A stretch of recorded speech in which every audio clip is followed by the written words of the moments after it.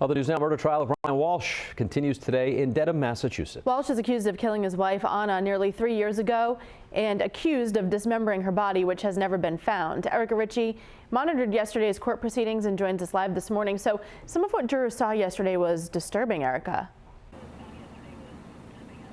Yeah, Kate, there were some graphic images that those jurors saw, so perhaps a warning to our viewers this morning as well, as we'll show some of them in just a moment. The pictures that those jurors saw showed what investigators are calling evidence in the brutal murder of Anna Walshe. Now, in the days after Anna's disappearance in early January of 2023, investigators were led to a recycling center on the North Shore of Massachusetts where trash bags allegedly disposed of by her husband, Brian Walshe, were sorted through.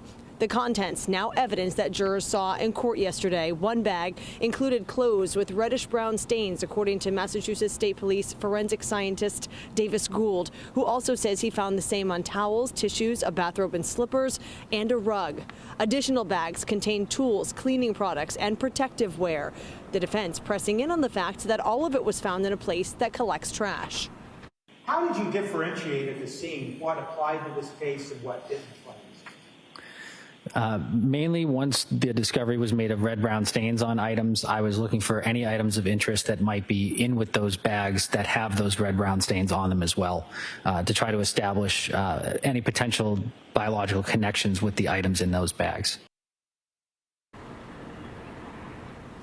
Davis also explained to the jury what he found when he searched the Walshes, or the Volvo on the Walshes' property in the days after Anna's disappearance. We'll talk about that next half hour.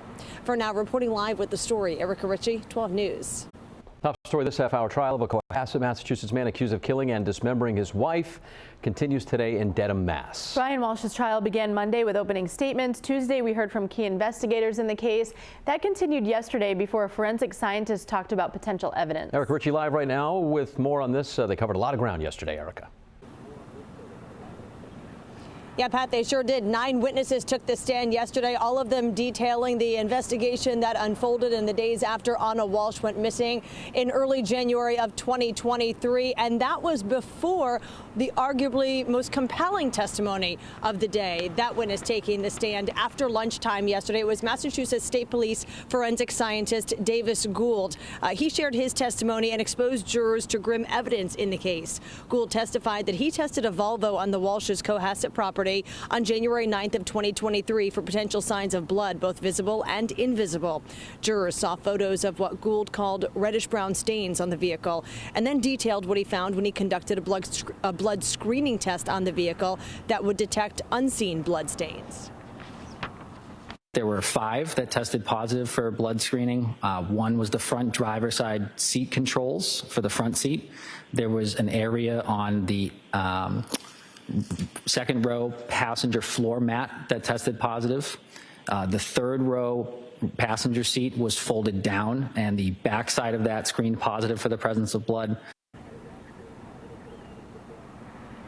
And Gould said there were 2 other trunk mats that were also positive for the stains as well. Now, today, when court resumes after 9 o'clock this morning, the jury is expected to hear more testimony. Of course, the Commonwealth trying to prove that Brian Walshe did, in fact, kill his wife, Anna, before dismembering and disposing her body. Walshe has pled guilty to improperly disposing of her body and lying to police, but he's not pled guilty to murder. So that is what is on trial here right now.